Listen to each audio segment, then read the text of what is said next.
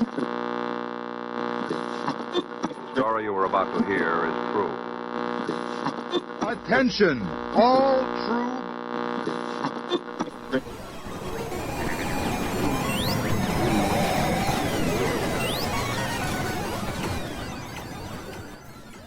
She's alive! Alive!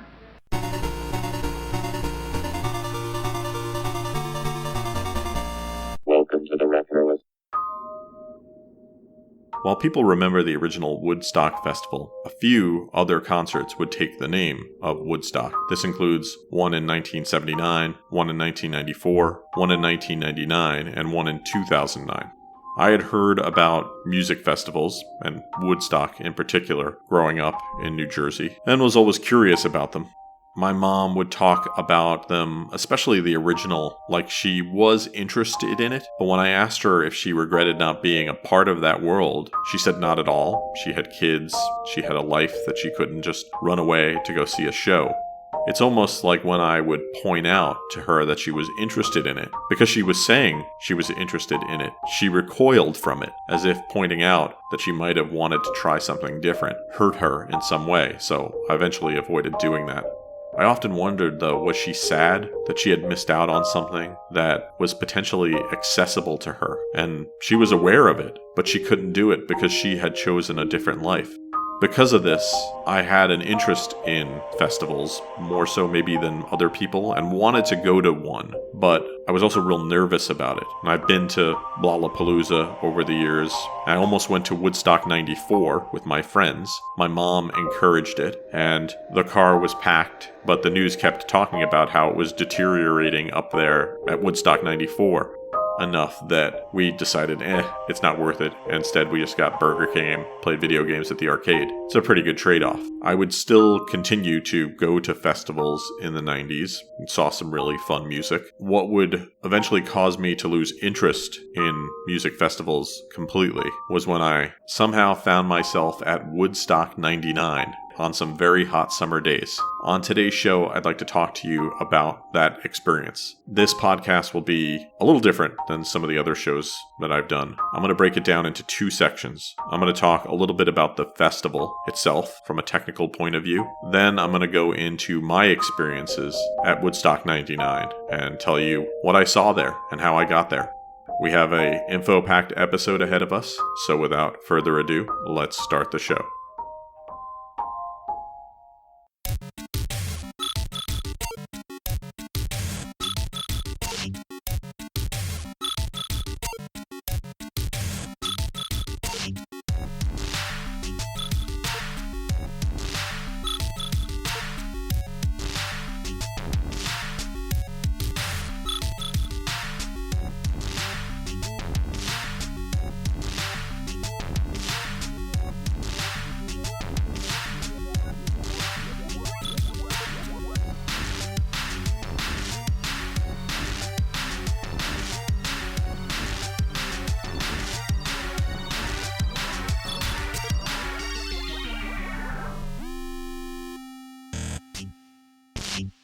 Woodstock 99 was a music festival that was held from July 22nd to July 25th, 1999 in Rome, New York.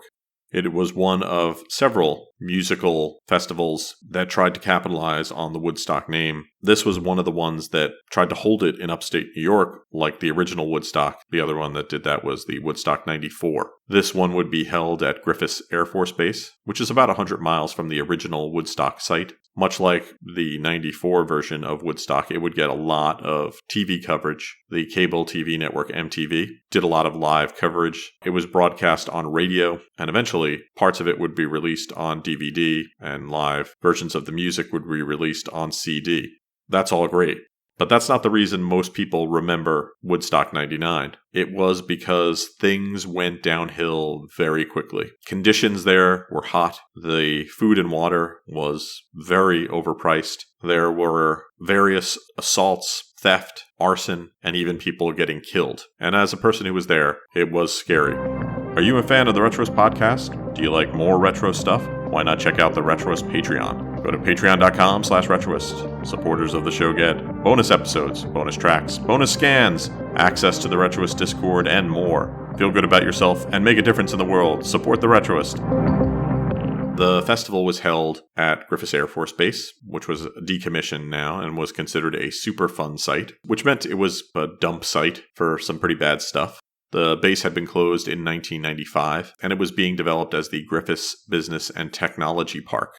Since the last Woodstock was crashed, because it was an open festival, people were finding ways in, as was the original Woodstock, they saw Griffiths Air Force Base, which was more out in the middle of nowhere, as more defensible. They also put up a pretty high plywood and steel fence. What they didn't realize is that people wouldn't be trying to break into Woodstock, but ultimately would be trying to break out of Woodstock. There would be 2 main stages, and then a bunch of secondary venues. This included alternate stages, a rave tent, which I was next door to, a film festival, and a film festival sponsored by IFC. All sound really great. They also managed to get a lot of really big acts for the time. Korn, the Red Hot Chili Peppers, Alanis Morissette, DMX, Limp Bizkit, Metallica, Kid Rock, Creed. Very big artists at the time. There were some people from the original Woodstock who performed at this version of Woodstock, although none of the original bands performed there. Some bands were supposed to play but had to cancel. Bands like Sugar Ray, the Foo Fighters, Al Green, the Deftones, Rob Zombie, Slipknot, and probably a bunch of others. So a pretty good lineup for the time.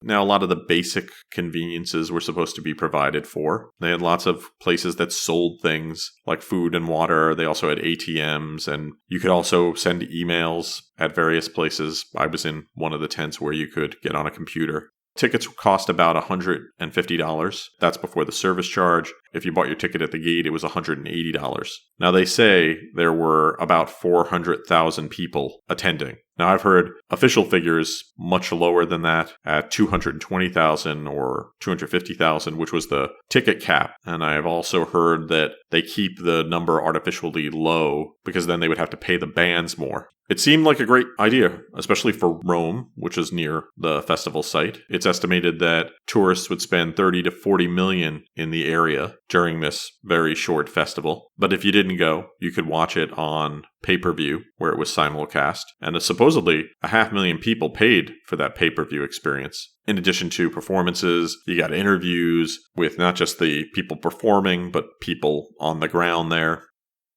While watching it on TV or on the news, it quickly became obvious that something was wrong. It was hot to begin with. It reached over 100 degrees Fahrenheit, 38 degrees Celsius, and because they had chosen an area that was way out in the open, there was no shade for people. It was its own heat island. So while it might be 100 degrees out in the world, it was 10, 15 degrees hotter when you got closer to the stages. And they were really far apart from each other. If you wanted to get from the east stage to the west stage, it was 2.3 miles to get there. And to get between them, you had to walk on concrete the entire time because there wasn't enough room on the grass where all these campers had set up. And because they had all set up there, you couldn't walk, but then they would move on to the concrete. So you had campers sleeping on concrete, which was really hot. Then people got hit with prices. Food and water was being sold by vendors, and it was very expensive for people, which got crazy pretty fast. They were going to have free water, but the line was huge to get that. And a few bad apples attacked the water line, and this created giant mud pits.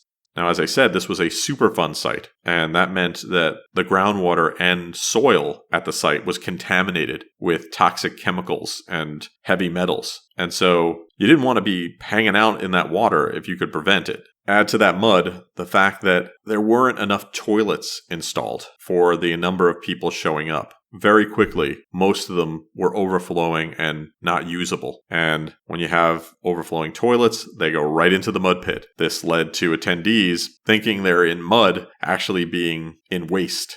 The worst things that started to happen happened kind of quickly, and you could kind of feel the whole concert falling apart. You started to have arson, and then you started to have assaults of all varieties. Terrible, violent things that would be reported for years afterwards. At the same time that people were dying of heat and getting hit by cars while trying to leave the concert, the bonfires started. This was on the final night, and once the fires began, they just kept feeding it, throwing in the empty water bottles and anything that people could find. People were angry and frustrated. The aftermath of this were poor performance by law enforcement that led to suspensions, demotions, only a handful of arrests, which seemed really low for the amount of bad stuff that was very obviously happening there. People just weren't safe. It would take 3 weeks to clean up the site after the festival, and lots of equipment and facilities were damaged that needed to be replaced. Sadly, all of this craziness would pretty much doom the idea that another Woodstock would happen, although they would try to do another one a couple of years later. But the name had pretty much been sullied at this point, and I think people would prefer to forget Woodstock 99, which is a shame because there were some really good performances. They would release the music of Woodstock on 2-disc compact disc set with 32 performing artists. It was released on Epic Records in October of 99. They also did a DVD that had the highlights, really focused on the positive aspect of the concert, having a song from each of the 29 participating big acts. It's also been covered in other podcasts and posts that you can find online. I wrote one up myself, and I'm going to talk to you a little bit about that. I was a developer at a tech company in late 1999 in New York City. This company decided that they would sponsor Woodstock 99, and they asked for people to volunteer to go. The company was a great place to work, had a lot of talented people all trying to grow the company in whatever way they could. It was kind of typical of the early .com era of companies. This was not too long before things went south on that front. I mention that I worked at a company because I can't think of another company where I, as a member of a team that spent all their time writing code, would somehow wind up in the broiling July heat of a music festival. This was normally the purview of marketing, but in a startup environment, all things were possible. So when an email went out asking for volunteers to help out during a music festival project, I threw my hat into the ring. As I mentioned, I was kind of into Woodstock and the idea of seeing what it was about. I grew up with the idea of it. A group of us went up in a 15-passenger van that we rented. I drove a good amount on the way up, and we laughed and joked all the way there. Once we got near Rome, we hit traffic. This was the first indication of the enormity of the event that was about to unfold. And the tone of the day, though, could not be more different than the days that would follow. People were chatting with each other in cars, exchanging food and drink, blasting music, all while we crawled toward our destination. It kind of felt like the spirit of the original festival was around us. Now, at this point, I'd like to note that as a sponsor, we didn't sleep in tents like the other attendees of the festival. We were put up in military housing on Griffiths Air Force Base. It wasn't luxurious. There were 4 of us in a bedroom, but it was a great deal better than what the average ticket holder would need to deal with. I don't recall the setup period for our booth. I remember carrying boxes, but it was in a large tent filled with other tech companies like amp3.com and Silicon Graphics. We were there to sign up new members to our service, which was a community. It was a mission we tried really hard to do, but quickly things were starting to degrade, and then degraded really quickly. The first hint that something was wrong is when people came into the tent on the very first day and were overly enthusiastic about our free water bottles. We were giving them away with each sign up, and many people preferred it over our Frisbees and other tchotchkes. The thing is, people just didn't want the bottle. What they wanted, or more accurately, what they needed, was for us to fill them. So it's day one, and people are already desperate for water to drink. Sadly, we couldn't fill those bottles, which led to people either kind of leaving them at our table or discarding them out on the festival grounds. I'm sure many of them wound up in the fire, and I would spot many while exploring and watching musical acts. That first night, I went back to our housing early. Thought I was going to get up real early the next day. Couldn't wait. What I would learn later from people who stuck around to watch what was going on is that there was a lot of substance abuse everywhere. On the first night, when we had closed, we would find people passed out along the edges of the tent that we were in, showing off all our computer stuff. Many were in very rough shape with nowhere to go. They gravitated toward the largest tent because it was very large. And if I remember right, that night we had a break-in, and stuff from other sponsors was either damaged or stolen. Unsurprisingly, our flying discs, empty water bottles, and sun visors remained largely untouched. Furthermore, that night a rave was happening right behind the tent, and unfortunately people decided to use the area between the tent and the rave as a bathroom. And when it started to rain, a river of human waste ran into the tent. So we salvaged what we could and took it outside the tent for day 2.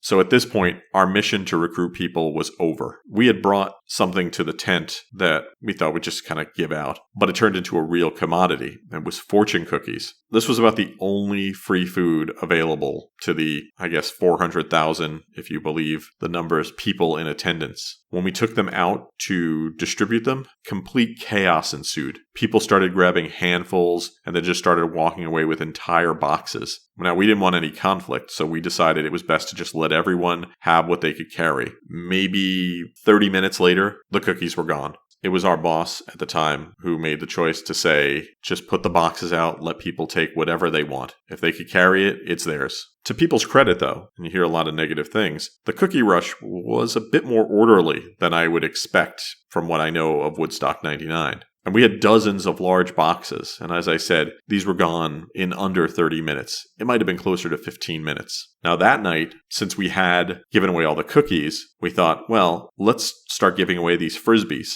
We took all the flying discs outside and lined up the boxes by the tent. Now it was starting to get dark, and in the distance, music was thundering, and our area was clearing out quickly. So a coworker and I decided to just start throwing discs toward people and asking them to catch. That started really nicely. People laughed and played along. But then a group of people grabbed some discs from the boxes and threw them a little harder. Then someone else decided that they should throw a disc as hard as they can into the sky, where it came down and on whom would be completely random. Eventually, people were just whipping discs skyward or into the crowd, and a crowd was getting bigger and bigger. It was getting pretty dark, and it was hard to see the discs. The giveaway had turned into complete madness as these yellow, and I think we had some white discs, were flying around and raining down on the heaving mass of sweaty people. This went on for a while because you could pick them up when they fell. It was at this point that I crept away toward the stages. I had very few breaks from work up until this point, hadn't really seen anything.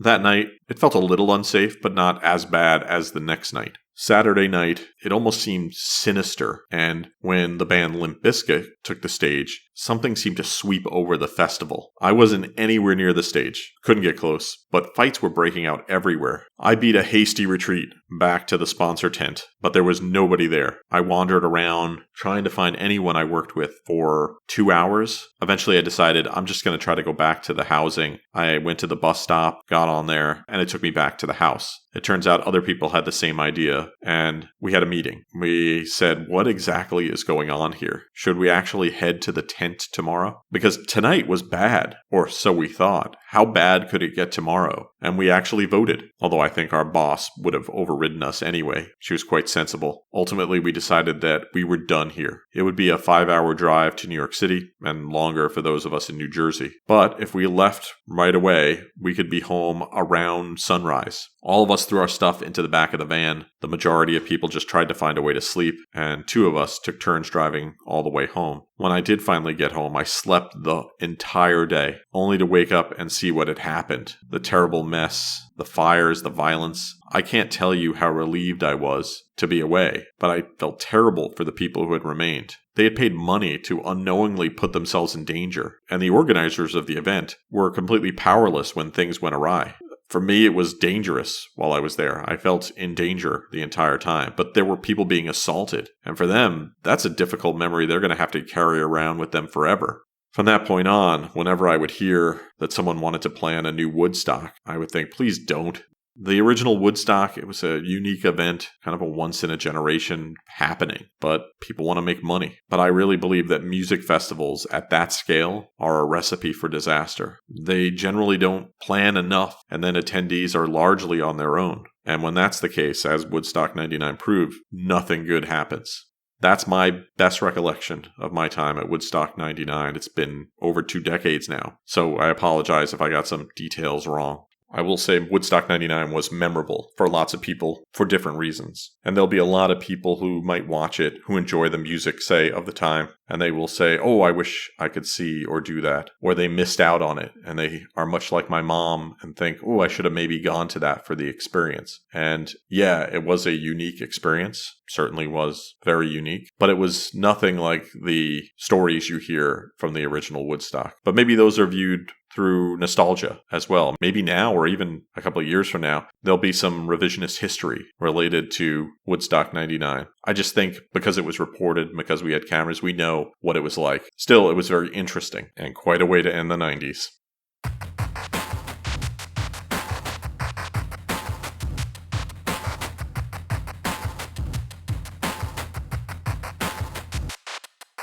Thanks for listening to the show. For more retro fun, you can drop by the website at retroist.com. If you want to follow me on social media, you can find me on most of the major social media platforms at Retroist. The music you hear on the show is by Peachy. If you like what you hear, you should follow Peachy on Twitter and Twitch. He's at PeachyPixel8. That's the word Peachy, the word pixel, and the number 8. I'd like to thank my friend Chris, who helped by filling in details of things he saw in the tent that I left that night. He stayed behind to help clean things up and saw stuff that he wished he hadn't seen. And I also want to thank Ernie Smith at TDM, who suggested I write a piece about Woodstock 99 and ultimately led me to record this podcast. And I hope you enjoyed hearing some of my memories. If you like the show, you can support the show by giving it a good review wherever you download it. It's really the 5-star reviews that help people find the show, so if you could give it a 5-star review, I would really appreciate that. If you want to support the show further, you could do so by dropping by the Retroist Patreon at patreon.com/Retroist. Supporters of the show get bonus episodes, bonus scans, and access to the Retroist Discord, the coolest retro community on the internet. Thanks for listening to the show, and I hope you have a great weekend.